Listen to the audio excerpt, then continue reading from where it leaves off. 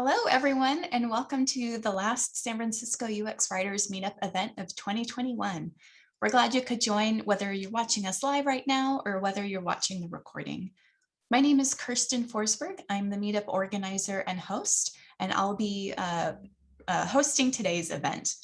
I'm going to run through some quick announcements, and then we'll get started. First, I want to take a moment to recognize Indeed for sponsoring this event and give a big thanks for Jason, who is running the AV support behind the scenes. As a reminder, this session is being recorded. We'll share the recording to the Meetup page and to our YouTube channel within a couple of days. Closed captioning is available on the Zoom toolbar. It'll be on the bottom right corner if that will be helpful or important to you. We have a Slack workspace and a channel dedicated to this event.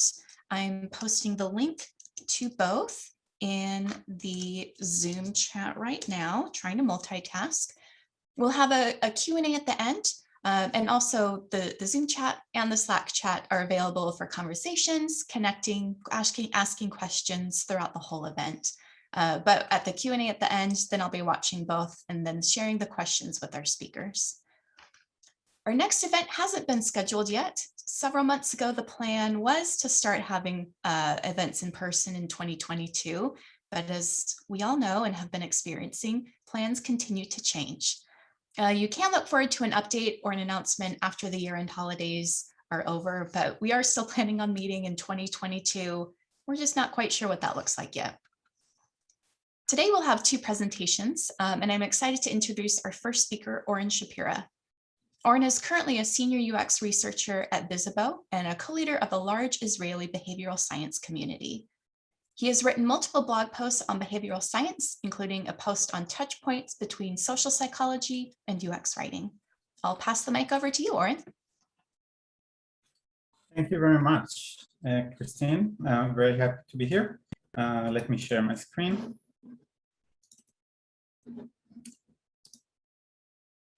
All right, can everybody see my screen? All right.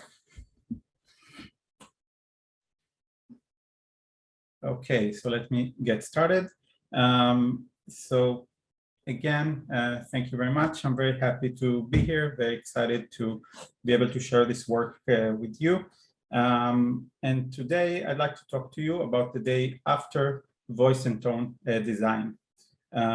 So basically, designing voice and tone is a milestone in UX writer's life, and it's something, a happy moment, something to be proud of when you get to announce your work and share your UX writing guidelines.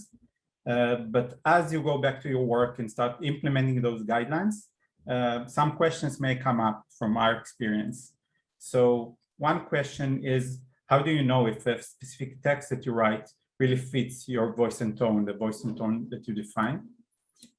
Another question might be, how do you make sure that your voice and tone actually resonate with your audience? So you do a lot of work to kind of get your audience and know what they like, but how do you validate that this is the case with your work and the voice and tone that you define? And finally, that might be unique to some of us, like how do you fine-tune text when you write in a language that isn't your native tone? So I'm going to share a research tool that my colleagues and I at Medisave developed to achieve these goals when we refined our app's medication reminders, and I'll explain a bit in a minute. But first, let me introduce myself. So Kristen has already done a pretty good job about that. But I'm Oren, and I'm a behavioral scientist with training in social psychology. And today I'm senior UX researcher at Visibo, which is an event experience platform and also co-founder of a big behavioral science community in Israel. And I'm a fan of UX writing. So as Kristen mentioned, I've even written a blog post about how UX writers and social psychologists should communicate and talk regularly, which I'm happy to do now. And the work I'm going to share was a team effort. So this was my team at Medisave, my previous job. I was director of behavioral insights, which means being in charge of behavioral research and behavioral design. And I work with Adi, our Director of Product, and Bella, our UX UI designer. As you may know, we did not have a designated UX writer at this point. So this is related to some of the things that I'm going to share. And what is Medisave? So Medisave is the world's leading medication management platform with more than 7 million mobile app downloads. And what Medisave does is to use technology to support patients along their medication journey with all kind of challenges. So Medisave sends patients medication and appointment reminders. It helps them with insurance and shipment updates and support. It provides health and therapy-related education, and also what we term just-in-time interventions, which are behaviorally informed messaging and content to drive patients to action.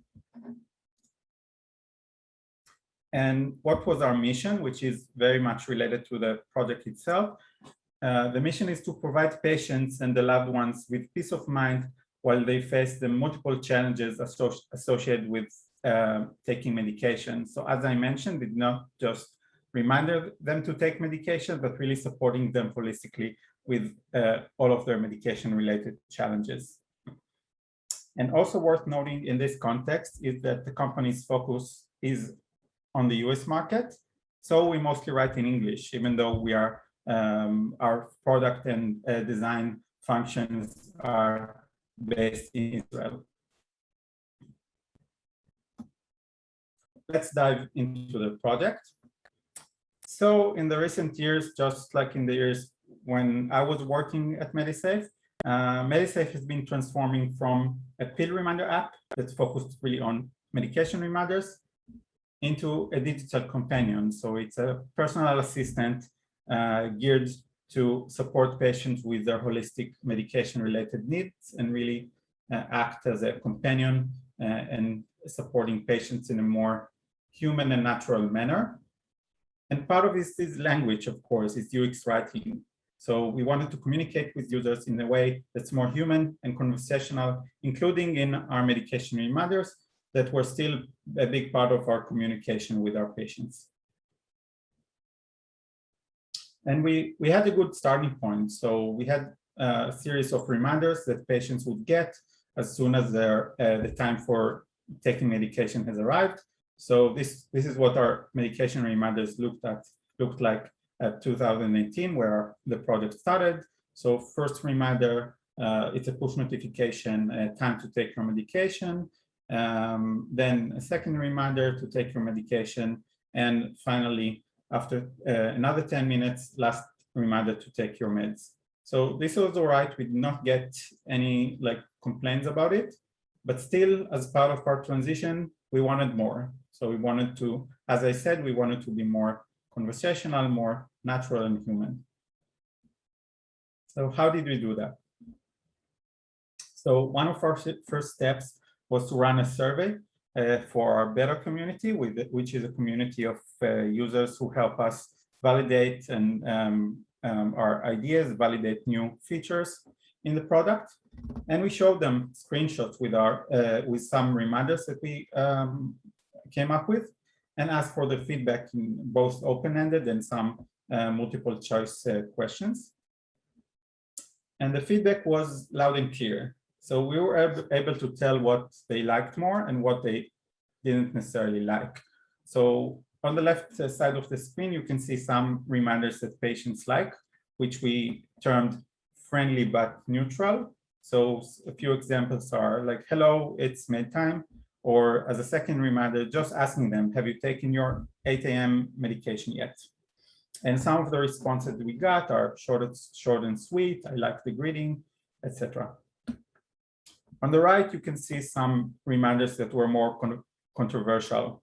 So these were actually, some of them were based on theories and findings in behavioral science, like the top ones that refers to your loved ones was actually based on some research saying that you can engage people with healthy behaviors by reminding them of the value and of the importance to family members. And the second one, the bottom one, was based on the idea of loss aversion, that people are more motivated by loss than by gain. And even though we had reasons to think that this would work, we got some backlash for them. So you can see some responses like family, come on, it's none of your business, or this would annoy me a lot. So some people were really vocal about not liking these kind of reminders. And this is why we also term them here invasive. So it seems like this is not what our users wanted from us. And these results informed our voice and tone design process. So at the time, as part of our transition into a digital companion, we did the entire voice and tone design process by the book, like literally, this is the book that we used by Kinneret Ifra. And this included the usual stuff, stakeholder interviews, going over support emails, and some research. And let me share, if you briefly share the outcome. So the outcome was Medisave's voice and tone. And in terms of tone, we decided we want to communicate as a friendly companion to make users feel like we're in it together with them in their medication journey. We wanted to provide clarity to give our patients peace of mind as they face multiple challenges and are already cognitive loaded with all kinds of health and mental and logistical issues. And we wanted to keep our language professional, meaning as health professionals providing guidance to people, we need to be trusted. So patients need to understand, to be clear about what we mean. So we cannot be overly pushy. As you probably noticed, we can be overly smart or overly funny. So this is not like universally true. This is true for our product. And in terms of our voice, as you probably know from good UX writing practice, we wanted to be conversational, meaning that we aspire to communicate to patients the same way a human being would talk to them. So now that we had our voice and tone ready, we're ready to write some reminders. And what we aimed for was to have a set of friendly, professional, and conversational reminders.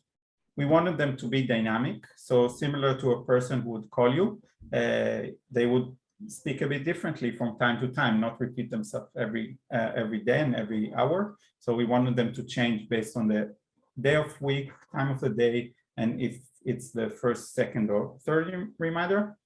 And also, given that we already had hundreds of thousands of active users relying on us, we wanted to make sure that our KPIs are stable, that making this change for so many people does not impact our retention, satisfaction, ratings, etc.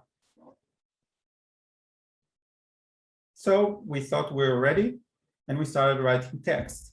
But as we were starting to exchange feedback within our team, we realized we have an issue. So even though we had our voice and tone, the same text can be interpreted differently by different people in the team, especially given that some of us were not native English speakers.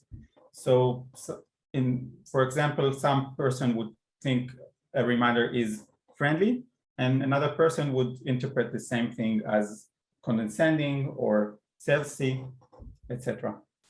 So what do? We decided to ask users. So take users who are native English speakers to take medication and get their input. Hear what those reminders sound like to them. So to do that, we first defined 3 voice and tone dimensions for our reminders.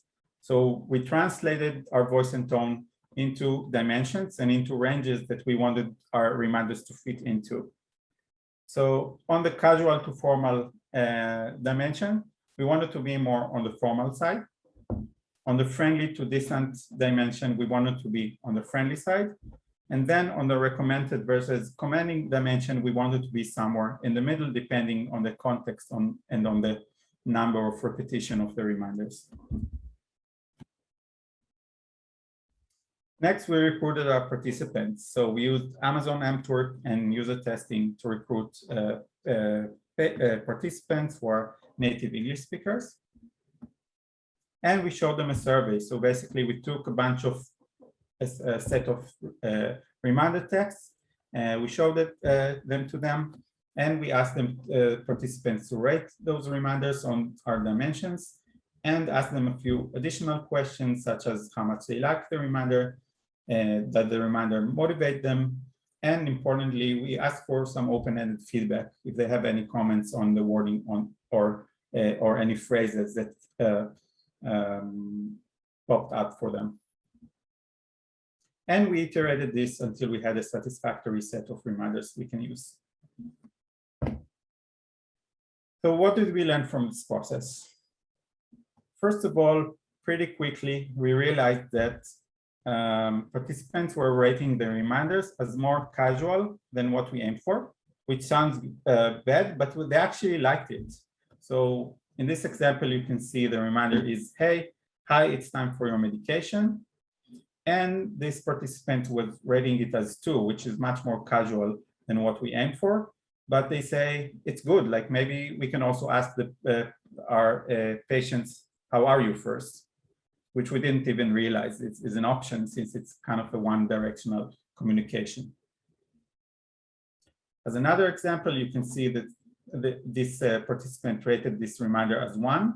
The reminder is, hey, let's stay on top of your meds. And also they said, this is casual and it acts like there's a friend in the room, and that's okay. So basically it's what we aimed for, but it is more casual than what we had in mind. And based on this feedback, we actually adapted and changed the range that we aimed for to be more casual. A second insight was the power of combining quantitative and qualitative input to gain insights. So for example, here you can see the reminder, which is a second reminder. Let's check this one off. And this again was based on our idea of we're in it together with them. So instead of ordering them to do things, we try to be like more communal, to say, let's check this one off, let's get on with it. But as you can see in the numbers, this reminder was actually rated as less liked than other reminders and as more distant. And what complemented the picture was looking at the open-ended feedback. So people were saying this is patronizing, this is condescending, it has a cold and clinical feel to it. So it was very clear that what we aimed for, we did not achieve with this reminder.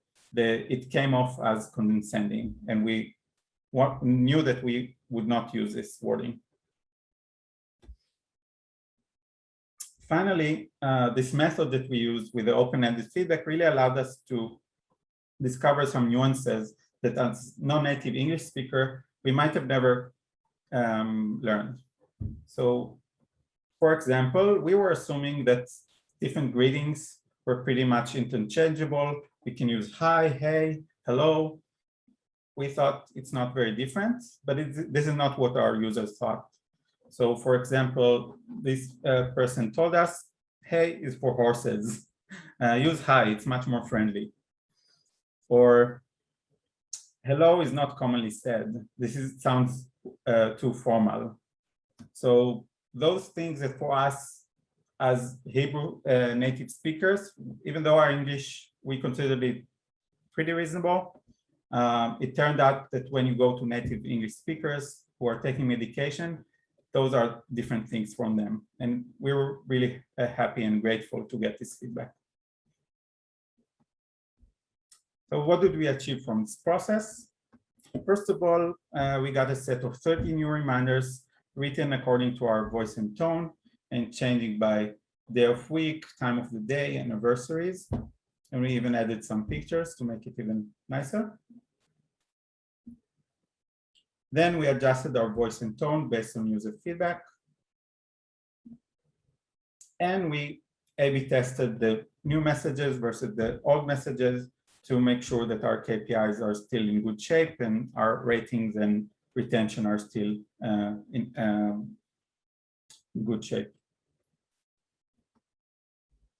So what do we think others can learn from here? Even though it's like pretty It's in a medication management app. It's medical, but we think it applies more broadly. So first of all, we believe that defining your voice is not a one-time project. So you get to publish it, you get a nice outcome, you get your UX writing guidelines, and it's great. But as you're implementing it, it's important to continue to collect user feedback and update your guidelines if needed. Second, we think that we found a recipe that allows to fine-tune your text so it fits with your brand's voice and tone. And what I want to highlight is that you can find the cooking tools in every household, meaning that you can do it at home. Meaning that we use the Google Forms to run the survey, we use Google Spreadsheets to analyze the data, and we use Google Slides to summarize it. So we didn't need to use developers or data scientists to do it. So I think this is a good quality to have.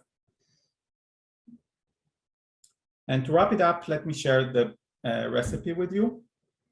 Basically, what you need is to translate your voice and tone into dimensions and into ranges that you want your text to fit into.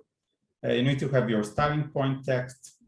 And then the process involves running a survey and asking about those dimensions that you defined, liking, motivation that the text raises in you, and any other questions that are important to your specific product. But also, very importantly, leave room for some open-ended feedback. Let your users surprise you. Then adjust your text based on users' feedback and repeat until you're happy with the results. And finally, A/B test against your current text and track your KPIs. So this is our recipe. It's not the only one, but it's one suggestion that we hope that you can try at home, adjust and improve, and share your experience with us and with your community. Just before I end, I'd like to thank Ayelet Kessel and Kineret Yifrach, who actually helped me make sure, helped me fine-tune the text of the presentation to the audience. Thanks so much, Oren. My dad is one of those people that also says hay is for horses. So you can add that to your feedback if you would like. Our next presentation will be given by Amalia Katz-Duran and Avner Giselter. I've seen some questions come into the chat. That is great. Keep them coming. We'll have about 10 minutes at the end for a Q&A with everyone. For quick intros, Amalia is the director of brand at Healthy.io after getting a business degree and dabbling in PR and political media consultancy. Today, Amalia leads Healthy.io's creative studio, and Avner is the design director at Healthy.io. He has nearly a decade of experience designing products and perfecting user experience, and he leads a diverse design team, and they both bring healthcare to lots of people. Take it away, you two. Thank you. Okay. Hi, everyone.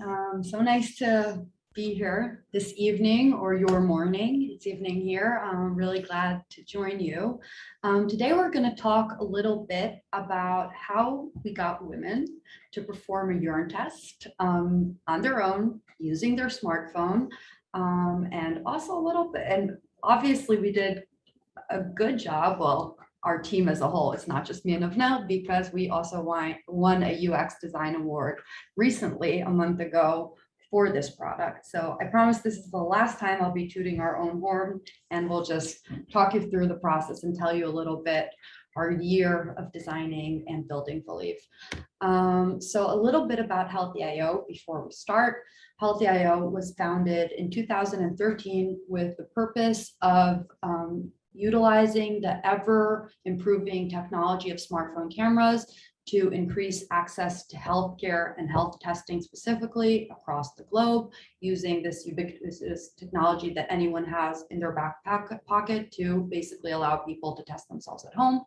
We have two main use cases. Our first use case is urine testing, urinalysis, and our second use case is wound management. We have three guiding principles that guide us in all new product development. All of our products are obviously smartphone powered. All of our technology is based on image recognition.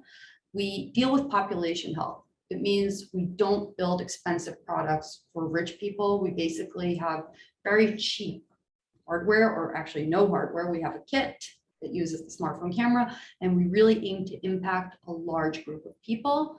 And obviously, all of our products are clinically accurate, clinically approved. We don't want to disrupt the medical field, sort of just slot into it, which means we have to be regulatory approved, which is a long and very lengthy process, especially in the US with the FDA. A little bit about ourselves, me. My background is in media and communications before moving into tech, which I've been doing for the past 7 or 8 years.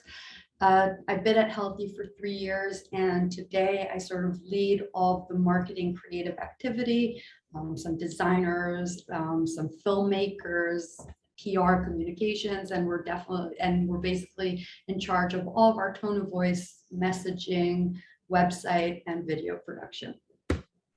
So a little bit about myself. I have 10 years of experience in designing for different tech companies. I lead the design as a design director at Healthy.io and have been working here for the last 5 years. I lead the team, the entire team of the design of 9 designers, 5 product designer, 1 motion designer, and I have shared custody with Amalia for the design marketing designers. So let's just jump in and talk about how we bridge between digital and physical aspects of our urine test product. But before that, let's talk about the what and the who. So urinalysis is the second most common test done in a lab, second only to blood test. It's basically a bunch of chemical patches on a stick that you dip in urine and get results based on the color changes on the patches. Our product does exactly the same as in the lab, but instead of placing the dipstick in a lab-based analyzer, we use our users scan with their smartphone whenever and wherever is most convenient. Our users' age group is quite wide, from a young 16-year-old girl who fears she might have a UTI to senior citizens who need to scan for kidney disease on a yearly basis to stay alert and get treated quickly if needed. So that means that our product needs to be simple as possible, accessible, easy to use for technophobes, and have the overall trustworthy experience as health products should. So now let's talk about the test flow. Users usually receive our kit with a link to a supporting app. They then unbox the kit and take the urine cup out of the box and fill it. Then the next they'll dip the stick inside the cup with the urine for 1 second and place it immediately on a color board. Then finally, they'll scan the color board with their phone, and results will either be displayed on the phone or sent to their physician, or sometimes both. Now that we've talked theoretical, let's go to the practical. On the left, you can see our test kit, and on the right, our first prototype of the app. Hello, let's begin. Extend the cap all the way. Fill the cup and dip the stick for about 1 second. Now place the stick on the color board and press done. So what we saw here was a lot of mini tasks the users need to memorize and to do in one run. It's a cool first version, and we got 80% of user success rate with it. That means that users who managed to do the entire flow and receive results at the end. These are quite nice numbers for a delivery or dating app, but since we are aiming to replace the lab analyzer, we had to shoot even higher. So we got a lot of feedback from partners and users, and we planned on doing 3 major changes to move us above the 80%. What we saw during our user testing was that users got stuck between remembering everything they had to do, where to do it on the kit, and when and where to press on the app when they're done. So to increase our user engagement, we decided to split the continuous flow into 6 different chapters. Each chapter has its own task. At the end of each ends with a button that requires an action from the user to move to the next chapter. Second change we did was moving from this anonymous voiceover you heard in the first version and introduced Emily, our nurse, who is the user's companion and guide through the test process. With these 2 changes combined, we moved to the biggest change, which was moving from a video to audio based design into design that could support visual, textual, and vocal content, all in a form of a chatbot. A few things before we begin. The DIP test is identical to a urine test performed in a lab. It produces the same results and will require about 3 minutes of your time. Start by choosing a private, well-lit room with a table or a shelf to place the kit on. So here's an example for the first chapter. Here you can see the button. Moving to the next chapter. Performing the test requires 3 items: a cup, a single wrapped dipstick, and a colour board. These are all provided inside the kit. Let's unbox the kit and see we're not missing anything. So these 3 different layers of information, if it's Emily who talks to you, or is it the text bubble who you can see the entire text of what Emily is saying, and the video that presents to you what exactly you need to do, are all reassuring the users that they can be confident enough to do the task that we're giving them. The most important aspect of our work on our product is the fact that product research never stops, and in result, the product is always evolving. And I want to finish my segment with one short story about how we changed the heart of the app, which is the how to dip chapter. So I'm going to show you how it used to be. Dip all the stick patches in the urine for about 1 second. Remove the excess liquid by gently placing the stick on the absorbing pad as shown in the video. And immediately place it on the color board with the patches facing upwards. So this is a 20-second clip that explains the user exactly how to dip, where to place on the color board, and to press done on the app. The problem we saw was that users, from the moment they dip the stick up until the moment they press done, there was a gap, a time gap that was usually about 20 seconds, which is a lot in terms of chemistry. And for us, every second that passes from dipping and that is not, that user doesn't press on the done and then he can scan, is the time that the test result might change in a bit. So this is what I want to show you, the clip of what we actually did. First scene, slow motion. Dip the stick patches in the urine for about 1 second. Remove the excess liquid by gently pressing the side of the stick on the absorbing pad as shown in the video. Next, place it on the color board with the patches facing upwards, and quickly come back to the app and click the Dipped It button. Now to scene 2, real-time demonstration. Dip, blot, place, and click.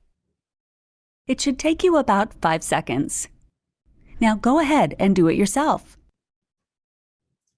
So what we did was actually giving them a video clip that is twice as long. But what we achieved was that we split the story into 2. The first one was a slow motion version of the clip explaining exactly the technical aspect of how to dip the stick. The second one was giving the user the notion of how long it should take. And moreover, even telling them it should take you about 5 seconds. Then what we aim to do behind the scenes was showing them the dipping process twice, giving them time to adjust what they saw and giving them the opportunity to figure out exactly what they need to do. It gave the users confidence. They felt that they know what to do, and we also give them some sort of a confidence boost when we told them, go ahead, do it yourself. And again, adding the call to action to go back to the app when they're done. So with all these, we managed to drop from 20 seconds to 7, which is nice, but we're still, as I said before, we're still aiming higher, and we're still working on even dropping the numbers here. So wrapping up my segment, we introduced Emily to the users and give them some sort of a companion who helps them and guide them through the test process. We divided a very long flow into short chapters that ended up with a request from the user for any sort of action to move to the next chapter. And we combined 3 layers of information on each chapter to help pass information in a way that's most convenient for the users. Thank you all. And Amalia, the stage is yours. Thank you. So if you thought this was a long app and a long flow, wait till you meet Velif. Velif is our UTI test and treat service. It's the first time we sort of had a direct touch point with B2C crowds. While all of our tests are sort of aimed for end users, we usually sell them through HMOs or insurers, and we don't have really like direct feedback with our users. The fact that we had a direct feedback with users that bought directly from our website for the first time, we could ask them questions through surveys and interact with them, really taught us a lot about our target audience. It gave us a lot of insight about what drives them to action, what interests them, what kind of people we're serving. We learned about their age groups and where they live, and it gave us a lot of insight that drove us to a rebranding process, resulted in renaming the app, complete design overhaul, and also a new and improved Emily, which we'll see in a moment. So as I said, Velif is our first fully B2C offer, gave us a lot of insight, and new Emily is much more millennial. She's racially ambiguous. We got a lot of feedback that Emily is very, very white, which people did not love.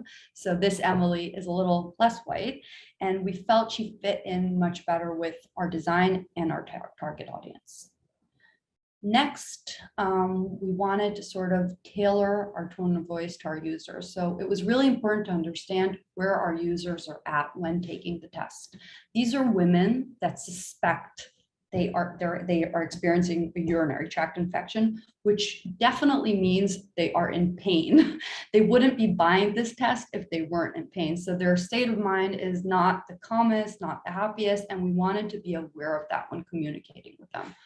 Also, as I mentioned, it's a really, really long flow and process. So we also wanted to be mindful of that and really explain every step where they are and what's next.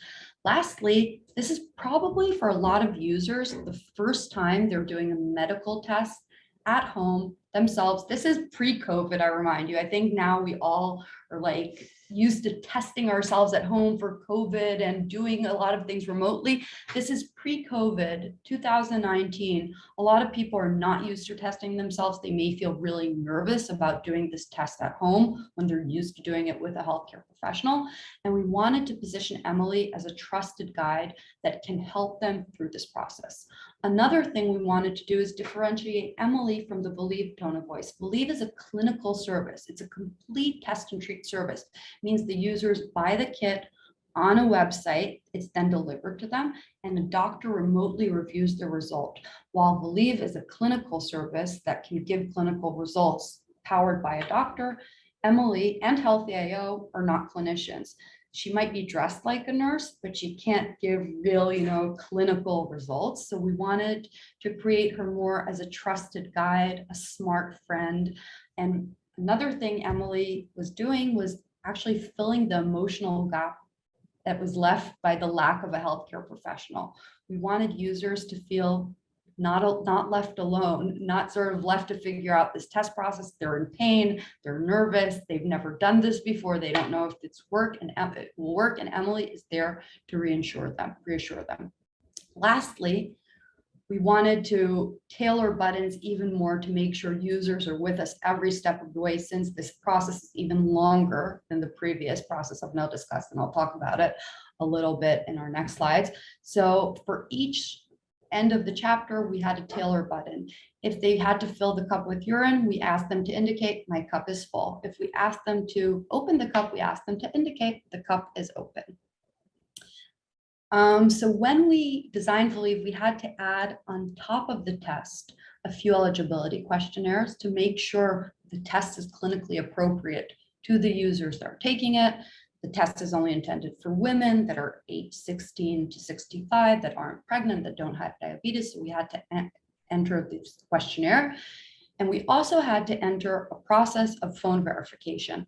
The flow basically begins in the website, where the user has to answer a bunch of eligibility questions and verify their phone, and then moves to the app after they get the kit. We were really worried about those 2 points in the whole flow, about the questionnaires that are long and medical and can be annoying to some users, and about the phone verification, because we were sort of concerned users will be using one phone number on the website and another on the app. And also just the fact that you ask someone for their phone number, they might be browsing up until then, can be a little stressful, and people don't always want to share their personal information. Same with the questionnaire, people don't always want to share their personal medical information. So we wanted to make sure that every question we ask, we explain why we ask it. We wanted to be very transparent about it, make them feel like we're not just prying into their personal lives, but we really need to know this information in order to give them the best diagnosis possible and help them feel better sooner. So there was a lot of debate about the questionnaire structure. At first, we thought continuing with the structure that worked so well for us, of the chatbot, of Emily asking questions and with the voice and text, but we ended up deciding after a lot of user testing to separate Emily from the questions, since the questionnaire is more of a clinical part and Emily is more of a guide and not really a professional.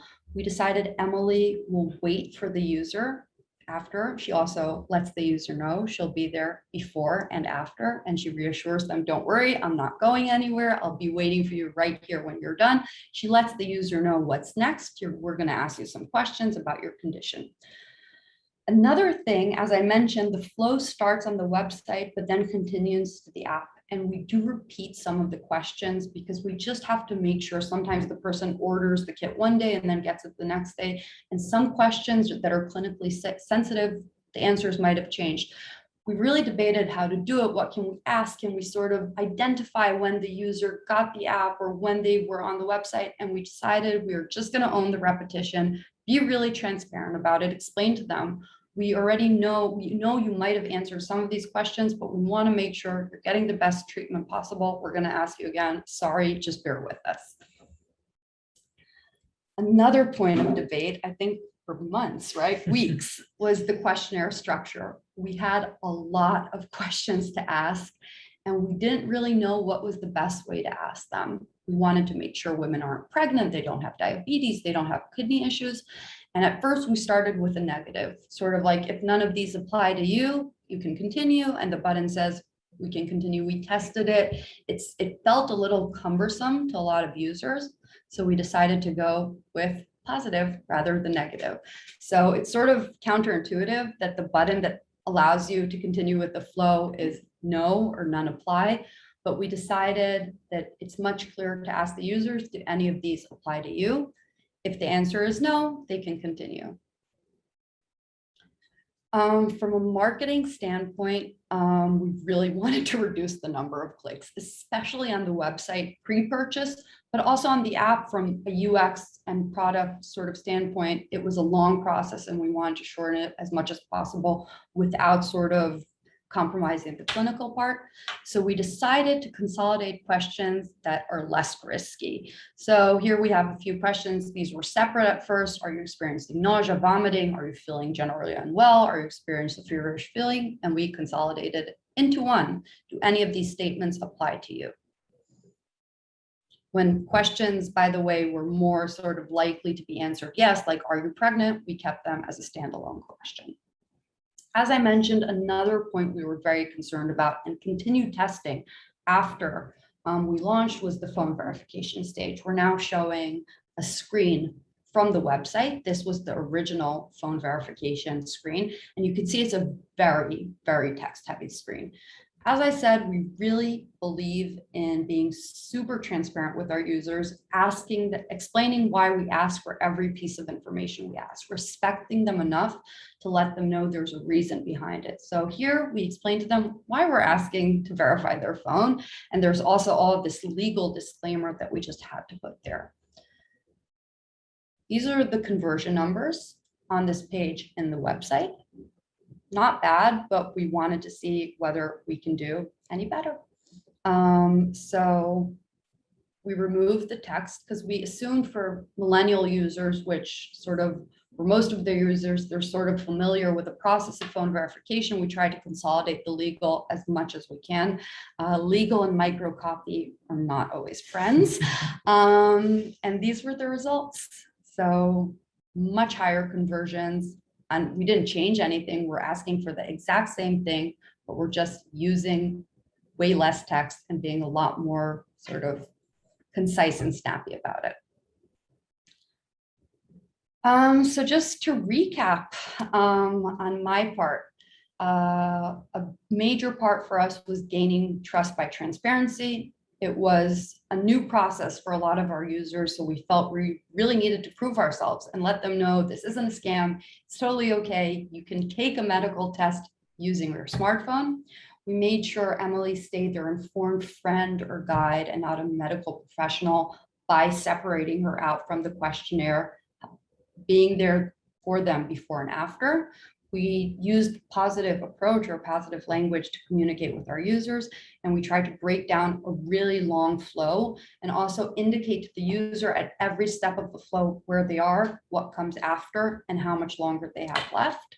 And we tried to be very clear and concise throughout the process, and most of all, understanding our users' state of mind when they take the test. Thank you. Thank you so much. There have been a lot of great questions and comments in the chat, so I'm not going to waste time. I'm just going to alternate back and forth. Oren, question for you from Catherine. Regarding the KPIs, did you measure retention and engagement, or were you trying to estimate whether the user complied with the request to take their medication and record it? If the latter, how reliable is that data since you have no control over whether the user took their meds or not? So basically, we had multiple KPIs, but one of the major ones are retention. And this is what we focused on when we assessed it. What we do in terms of measurement of adherence in the app, or we did actually, is actually we really rely on them to mark their medication in the app if they took it or not. And this is how we know their adherence. It is based on their cooperation, and there is a big correlation between their retention and their adherence with the medication. So pretty much, I think it would be pretty similar to look at adherence and retention in this case. But this is actually what we're aiming for. So a lot of the text, a lot of the efforts with the fine-tuning the text was about getting them to mark, because this is part of our ability to measure the app's success and efficacy. Sounds good, thank you. The next question is for Amalia and Avner, and I'm kind of combining a couple into one question. The question is around plain language, and I think they're from Kathy.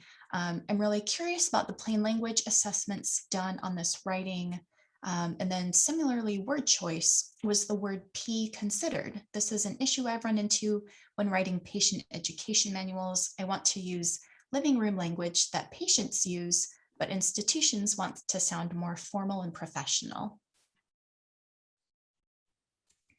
That's a great question. And we debate a lot about pee versus we versus urine. We is the sort of UK word for pee.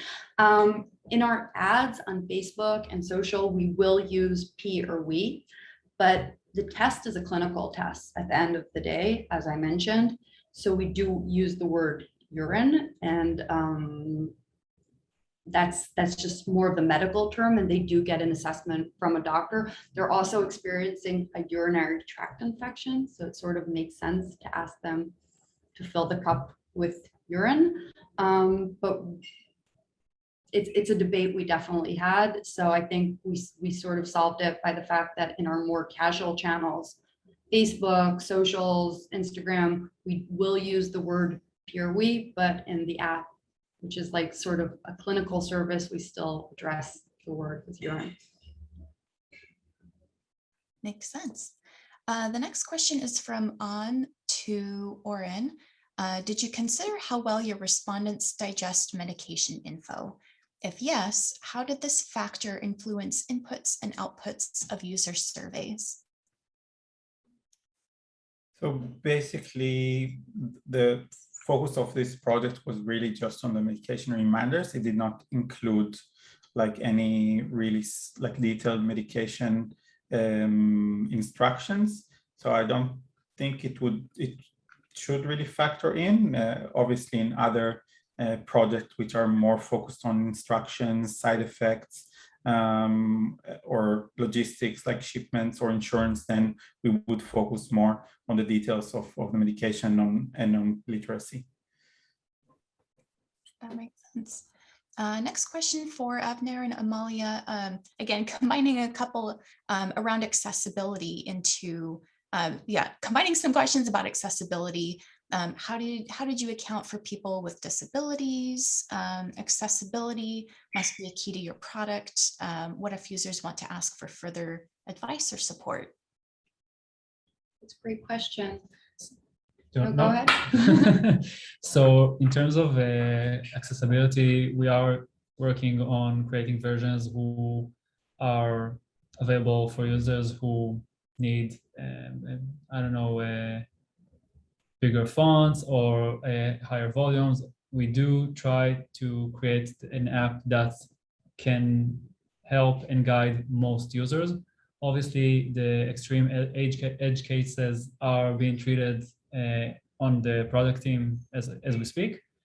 So yeah. It's important to say that in Avnel's slide where he said our users vary in age, we did in fact have a real live user give us a testimonial, 101 years old in the UK, that actually took the kidney test on their own. With Velif, it's less of an issue, to be honest, because most of Velif users, the UTI users, are young on the younger side, so are usually more tech savvy. For our chronic kidney disease product, we do have a call center support team, both in the UK and the US. People can call in and get support on downloading the app, going through the app, explaining it's really the call reps take them step by step and make sure they're able to do it.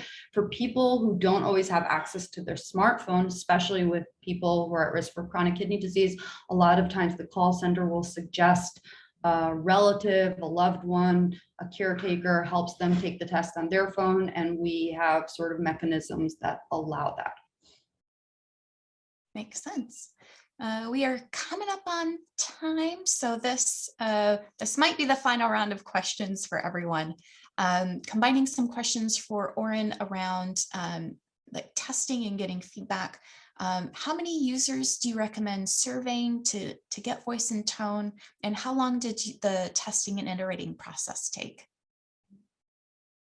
All right, so in terms of the size of the sample, we used 30 participants for each iteration. We had 5 iterations in this case, and I don't know if it's very prototypical case, because I see it as somewhere between like a survey that's aimed for like generative research and understanding user needs, and sort of user testing or usability testing, because our main goal was to kind of find like the bugs in our reminders.